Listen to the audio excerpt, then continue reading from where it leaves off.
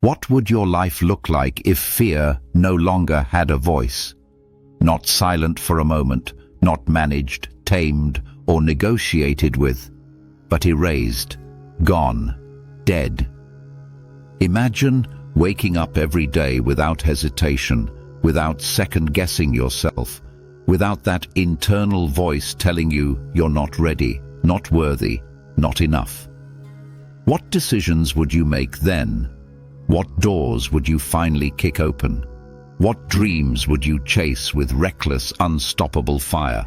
Because the truth is, fear isn't the enemy. Surrender is. Fear is natural, it's primal, it whispers and it warns, but it only wins when you obey it.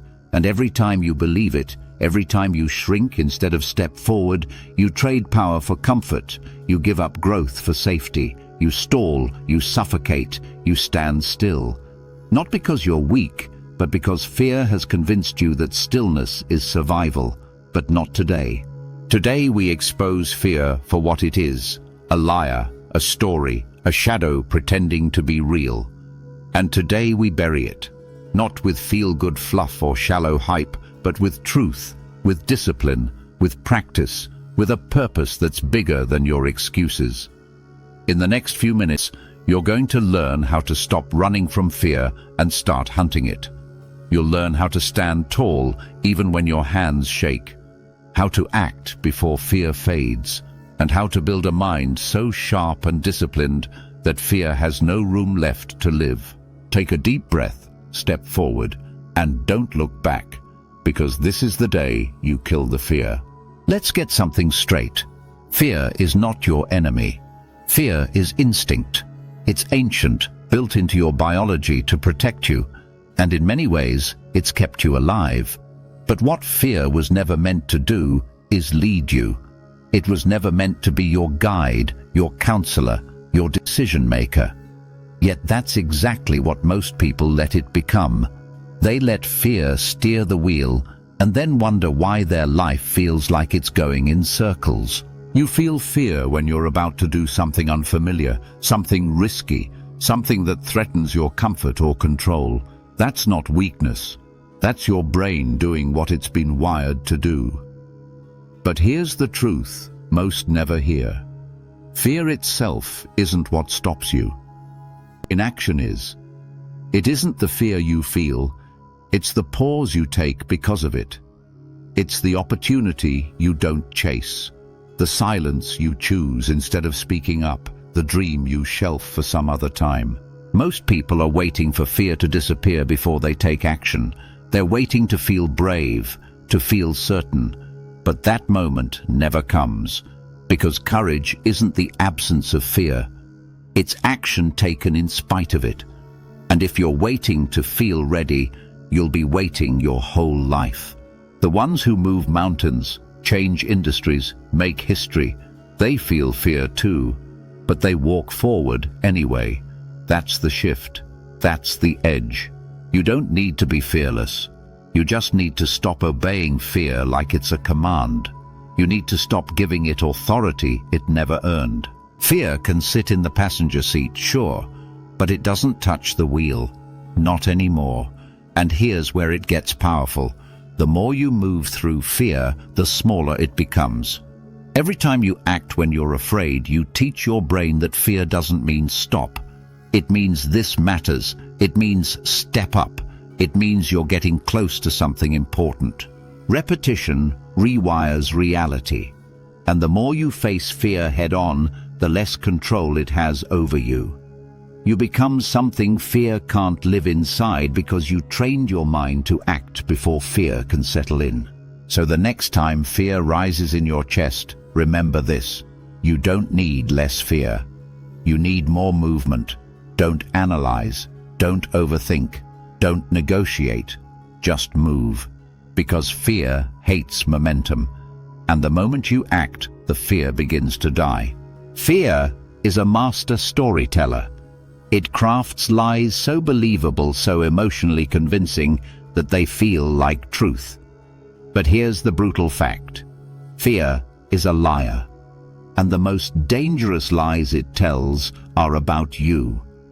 It whispers that you're not ready, that you're not smart enough, talented enough, worthy enough, that if you try, you'll fail, that if you speak, they'll laugh, that if you chase that dream, you'll crash and burn. And because fear wears the voice of your own mind, you believe it. Fear thrives in imagination. It takes a moment of uncertainty and builds a movie around it. But that's how fear wins, not with truth, but with repetition. The more you rehearse the worst-case scenario in your mind, the more your nervous system believes it's real. And when your brain believes the threat is real, it floods your body with signals to retreat. But here's the breakthrough. If fear is built by repetition, so is confidence. If fear is a story, you can tell a better one. One where you speak and you're heard. One where you leap and you land. One where you fail and rise anyway. The mind can't tell the difference between imagination and memory. If you can visualize defeat, you can visualize victory. This is the battlefield. Not out there, but in here. And the moment you stop accepting fear's script and start rewriting it, you take back control. Fear grows in the dark, in silence, in avoidance. The more you run from it, the bigger it gets. The more you try to outthink it, the louder it becomes. Because fear doesn't shrink with time, it shrinks with exposure. Imagine standing at the edge of a freezing pool. You can dip your toe in, walk away, come back tomorrow, overthink it again. Or you can jump in. Shock your system, let your body adapt. And in a few seconds, you're no longer afraid. Why? Because you've experienced what your mind exaggerated. This is how you kill fear, not with avoidance, but with exposure. You lean into what terrifies you. You practice the uncomfortable. You make it familiar. And the more familiar it becomes, the less power it holds over you. The people you admire, the speakers, the leaders, the creators, the fighters, they didn't start brave. They started scared. The only difference is they refused to stay that way. If you want to kill fear, you must go to its source, your mind. Because fear doesn't start in the world. It starts in your thoughts. If you don't train your thoughts, they will train you. Tell yourself what you want to believe until it becomes who you are. Speak it, feel it, act on it every day. I am calm under pressure. I face fear and move anyway. I don't shrink. I expand.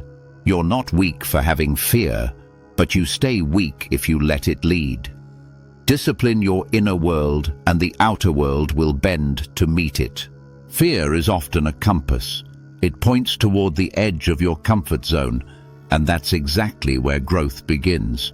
The things that scare you the most are usually the things that will grow you the most. Public speaking, launching the business, ending the toxic relationship, stepping into your purpose. The next time fear shows up, say, "Thank you, I see you, but I'm not stopping." And then take that step. You will not become fearless by waiting to feel brave. You don't kill fear with feelings, you kill fear with discipline. Discipline silences fear because it removes the negotiation. No debate, no should I or shouldn't I. It's already been decided. Are you living by feeling or are you living by principle? Build rituals that strengthen your mind. One small act of courage every single day, and you'll wake up one day wondering why you ever let fear run the show. The fearless life is not an accident. It is crafted with intention, with repetition, with ruthless self-respect. If you want to kill fear, don't wait to feel brave. Train it, build it, practice it, one bold action at a time. Today we don't just talk about fear, we lay it to rest. Fear dies when you stop feeding it, when you stop bowing to it, when you realize it has no real authority, only the power you've given it. From this moment on, you take that power back. No more waiting, no more hesitation, no more shrinking. You were not born to live small. You were not designed to tiptoe through life avoiding danger. You were built to walk through fire and come out forged. This is the moment, not tomorrow, now.